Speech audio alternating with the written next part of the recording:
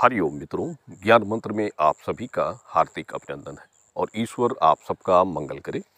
मित्रों, इस वीडियो में आप सभी को संतान प्राप्ति के संबंध के कुछ उपायों के विषय में जानकारी देंगे। देखिए, कई लोग इस विषय में प्रश्न रखते हैं। जैसे व्यक्तिगत रूप से कई लोग जानकारियां लेते हैं तो उनका भी एक प्रश्न होता है, गर्भधारण के समय या गर्भधारण के बाद क्या उपाय करें, योग क्या है। तो इस तरह के कई सारे प्रश्न होते हैं और उसके विषय की जानकारियाँ भी उनको हम देते हैं। तो इस विषय में इसकी चर्चा हम इस वीडियो में करेंगे और ये कुछ ज़रूरी बातें होंगी, आप इसे थोड़ा-सा ध्यान से सुनिएगा, समझने का प्रयास करें, तो ये आपके लिए अच्छा होगा।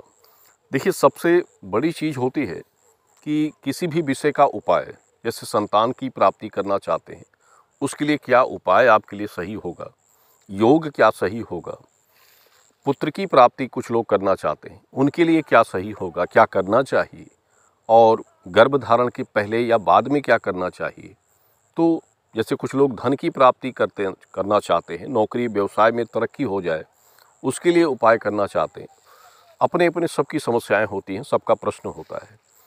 तो सबसे पहले आप ये समझ लीजिए कि देखिए, किसी भी उपाय को अगर आप करने में समर्थ हैं, सक्षम हैं और उसका मन भाव आपके लिए अच्छा बन रहा है, तो उस उपाय को करने का लाभ आपको जीवन में मिलेगा। और अगर आप उस उपाय को करने में समर्थ नहीं है, पूर्ण रूप से आपका मन भाव सही नहीं है, तो उसके करने का कोई लाभ आपके जीवन में प्राप्त नहीं होता है। किसी भी उपाय का भाव कैसा है, ये जरूरी होता है। देखिए, भगवान के प्रति अगर कोई निष्ठा आप रख रहे हैं, भगवान से कुछ मांग रहे हैं, तो उसका भाव भी देखा जाता है। जैसे आप सोच रहे हैं कि संतान सुख आपको जीवन में मिल जाए और उस उद्देश्य से आप भगवान का भाव कर रहे हैं, भगवान की भक्ति कर रहे हैं, तो वो शायद आपको नहीं मिलेगा। स्वार्थ से जुड़कर आप भगवान की पूजा करते हैं तो वो सुख आपको नहीं मिलता है। धन को लेकर आप चाहते हैं कि आपकी तरक्की हो जाए, धन आपको बहुत सारा मिल जाए, उसके लिए भगवान की पूजा आप कर रहे हैं, उनकी आराधना कर रहे हैं, तो वो सुख आपको नहीं मिलेगा, क्योंकि वो स्वार्थ से जुड़ा है। स्वार्थ से जुड़े गए कोई भी सुख जो निजी स्वार्थ से है, वो अगर आप भगवान से उसके लिए प्रार्थना करते हैं तो वो आपको नहीं मिलता है। मिलता कैसे है, ये हम आपको बताते रहे। देखिए, कर्म पथ जो होता है, भाग्य पथ जिसे कहा जाता है, अपने जीवन का कर्म पथ, कर्म भाग्य को कैसे बनाते हैं आप? भगवान की निष्ठा से, ईश्वर की निष्ठा, और जो भी उपाय होते हैं वो ईश्वर की निष्ठा के द्वारा किए जाते हैं, अपने कर्म भाग्य आगे के भविष्य को बढ़ाने के लिए। और उसमें उद्देश्य की जो पूर्तियाँ होती हैं वो आपके लिए समर्थ योग हो जाती है, यानी आप उसमें सफलता प्राप्त कर लेते हैं।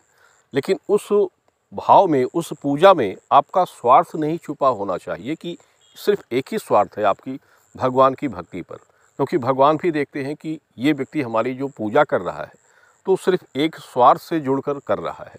क्या उनको ये पता नहीं है कि आप अपने स्वार्थ के लिए उनकी पूजा कर रहे हैं? तो आप उनकी सिर्फ भाव भक्ति से पूजा करें, यानी आपके अंदर उस समय कोई स्वार्थ नहीं होना चाहिए, कोई आपकी निष्ठा नहीं होनी चाहिए कि आप इसी लग्न से भगवान की पूजा कर रहे हैं। वो सभी कुछ आप उस समय त्याग दीजिए, अंदर से सभी मनोभाव को निकाल दीजिए। और जो चीज़ें आपके अंदर कमियां हैं वो भगवान खुद खोज लेते हैं कि आपको चाहिए क्या, आपके अंदर की भावनाएं क्या है, वो खुद वो समझ लेंगे बिना आपके कहे। तो पहले आप उसको उस भाव से भगवान की पूजा करें, उपाय करें, और वो सफलता अगर आपको ना मिले तो फिर आप इसमें प्रश्न चिन्ह लगा सकते हैं। और ये प्रारब्ध होता है आपके कर्म के जन्म का, यानी पूर्व पूर्व जन्म का जो कर्म होता है, पिछले जन्म का, उसका प्रारब्ध आपके साथ होगा। जो समय आपके लिए बलवान होगा, उस समय में आप उस सुख को प्राप्त करते हैं, उसके पहले आप नहीं प्राप्त करेंगे। जब तक कर्म भोग आपके जीवन में दुख का है तो वो कर्म भोग दुख के साथ ही चलेगा।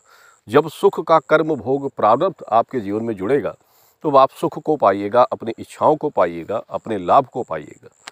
तो इस भाव से आप, कहने का तात्पर्य है कि जिस भाव से आप भगवान की भक्ति करते हैं उस भाव का फल आपको स्वतः ही प्राप्त होता है, लेकिन उसमें आपका स्वार्थ नहीं होना चाहिए।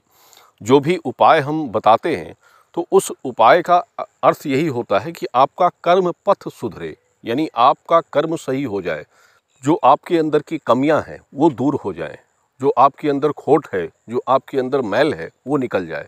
और ये सभी चीज़ें साफ हो जाती हैं तो मन साफ हो जाता है, और मन साफ होने पर मन की इच्छाएं भी पूरी हो जाती हैं। तो इसीलिए ये चीज़ें करनी चाहिए।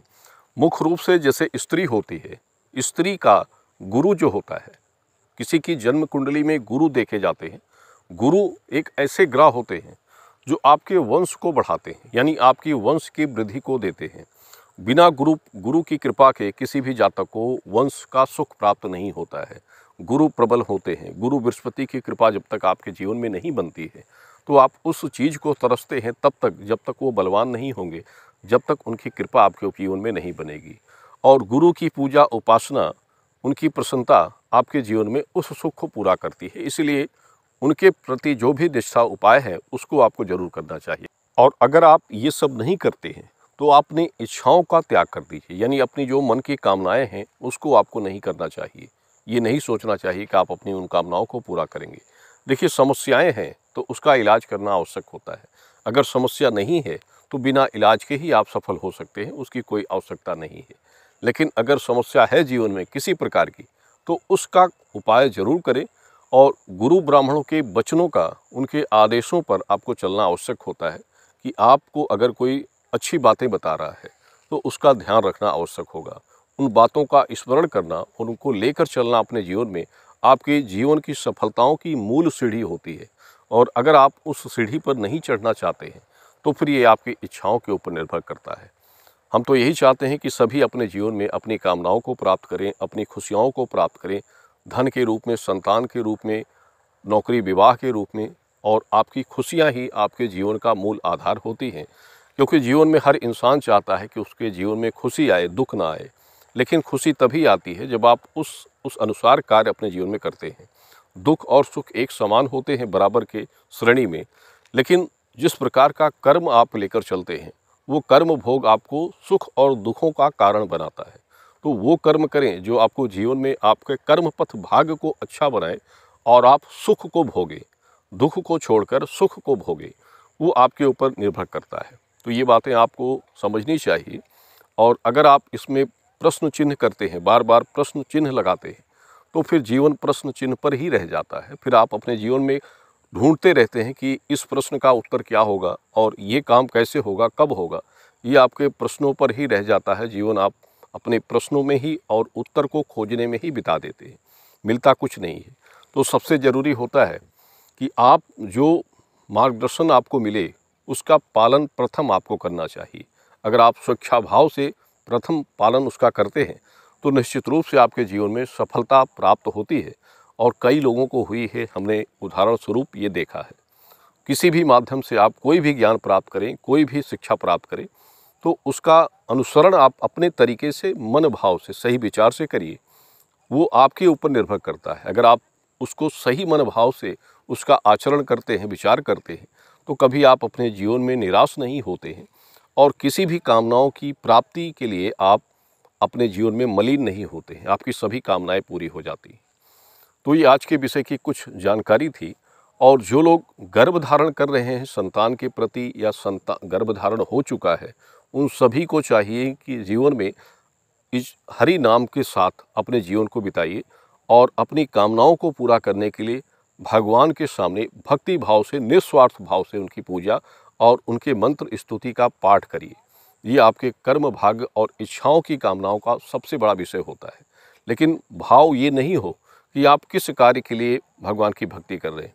आप निस्वार्थ भाव से करें, कोई स्वार्थ ना हो आपके अंदर। जो